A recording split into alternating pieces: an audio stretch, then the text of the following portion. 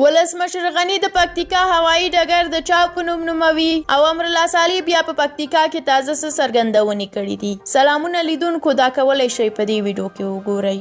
افغان ولسمشر محمد اشرف غني تیره ورځ په یو رسمي سفر سویلي ولایت پکتیکا ته تللی و. نوموړي له ولایتي مسؤلینو سره لیدنې وروسته د پکتیکا خلکو سره لیدنې او وینا کړې ده. ولسمشر غني د دوی سره ژمنه وکړه او د پکتیکا امنیتي مسؤلینو ته یې لارښوونه وکړه چې په 3 میاشتو کې د ولایت په وضعیت کې مثبت بدلون راولي. هغه زیاته کړه چې پکتیکا ته د برېښنا رسولو لپاره پیسې آماده شوې دي، خو د امنیت په تامین کې له ولسونو د مرستې غوښتنه وکړه. ولسمشر غني وړاندې ویلي دي چې د پکتیکا د درون ولس نارضایتي د منلو وړ نه ده. د پکتیکا هوایي ډګر به د شهید عزیز الله کاروان او د زابل هوایي ډګر به د شهید محمد آصف توخی په نومونو ونومول شي. نوموړي د مالیې وزارت معین عبدالحبیب زدران ته لارښوونه وکړه چې د راتلونکي کال بودیجه کې پکتیکا کې 3 بندونو او د پوهنتون ارتقا ته برخه ورکړي او والي د جامع جومات د نقشې د ارزونې لپاره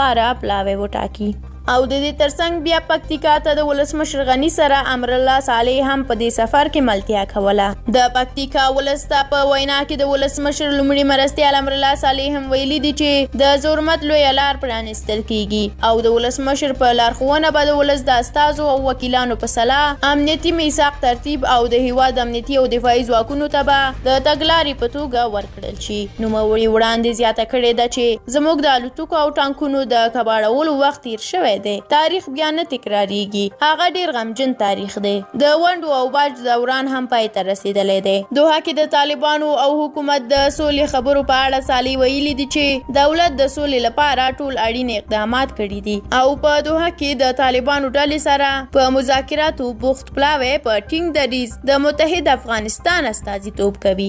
له تاسو مننه چې ویډیو تر اخره ولیدله. که مو دا ویډیو خوښه شوې وي نو لایک یې کړئ، حتما زموږ یوټیوب چینل هم سبسکرایب کړئ ترڅو همداسې نور ویډیوګانې هم وګورئ. تر بیا او بلې ویډیو په لوی الله مو سپارم. د خدای په امان.